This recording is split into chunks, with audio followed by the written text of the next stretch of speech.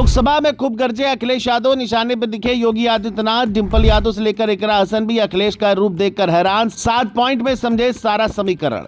आखिर अखिलेश ने ऐसा क्या बोल दिया जिसने पलट दी यूपी की सियासत? बीजेपी खेमे की बढ़ गई टेंशन। क्या संसद से शुरू हो गया 2027 का चुनावी अभियान? ये सवाल इसलिए क्योंकि संसद में चर्चा एंटी पेपर लीक बिल पर हो रही थी। सवाल केंद्र सरकार से पूछे जा रहे थे, लेकिन अगर अखिलेश का पूरा भाषण ध्यान से सुनिए तो एक बात साफ नजर आती है कि उनके कई सवाल और कई हमले सीधे उत्तर प्रदेश की राजनीति से जुड़े दिखाई दिए। यही वजह है कि अब राजनीतिक गलियारों में चर्चा शुरू हो गई है कि क्या अखिलेश यादव ने संसद के मन से ही 2027 विधानसभा चुनाव की रणनीति का ट्रेलर दिखा दिया?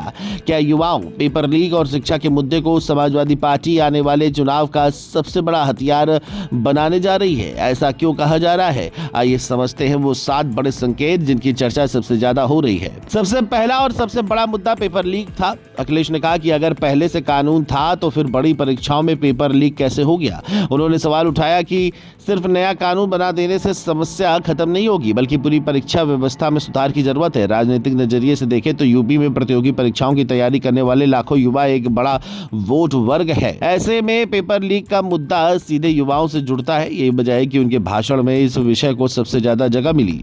दूसरा बड़ा संकेत उत्तर प्रदेश की शिक्षा व्यवस्था का जिक्र था। संसद में चर्चा केंद्र के कानून पर थी, लेकिन अखिलेश यादव ने अपने भाषण में उत्तर प्रदेश की 10वीं और 12वीं की परीक्षाओं का भी उल्लेख किया। यानी उन्होंने राष्ट्रीय बहस के बीच प्रदेश के मुद्दों को भी सामने रखा।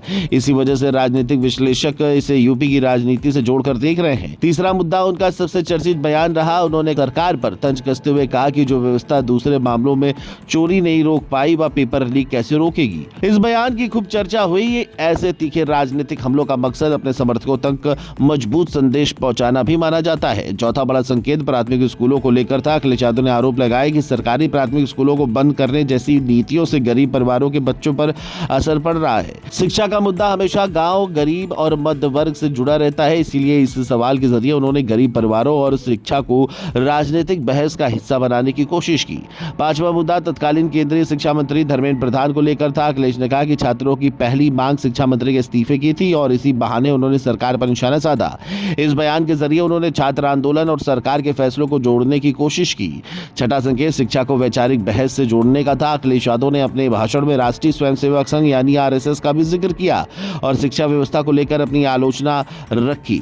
यानी उन्होंने बहस को केवल परीक्षा तक सीमित नहीं रखा, बल्कि शिक्षा और शासन व्यवस्था के बड़े सवालों से जोड़ने की कोशिश की। और सातवां सबसे बड़ा संकेत 2027 को लेकर युवाओं का नैरेटिव था, क्योंकि पिछले कुछ समय से समाजवादी पार्टी लगातार भर्ती, रोजगार, शिक्षा और प्रतियोगी छात्रों के मुद्दे उठा रही है। संसद में भी अखिलेश यादव का भाषण उसी दिशा में आगे बढ़ता दिखाई दिया। देखा जाए तो लोकसभा में बहस एंटी पेपर लीक बिल पर थी, लेकिन अखिलेश यादव के भाषण में उत्तर प्रदेश की राजनीति की झलक भी दिखाई दी। अब आने वाले महीनों में ये साफ होगा कि युवाओं और शिक्षा का मुद्दा 2027 के चुनाव में कितना बड़ा चुनावी विषय बनता है और राजनीतिक दल इसे किस तरह आगे बढ़ाते हैं। फिलहाल इतना तय है कि संसद में अखिलेश यादव का भाषण सिर्फ एक संसदीय बहस तक सीमित नहीं रहा, बल्कि उसने उत्तर प्रदेश की राजनीति और आने वाले विधानसभा चुनाव को लेकर नई चर्चा जरूर शुरू कर दी है।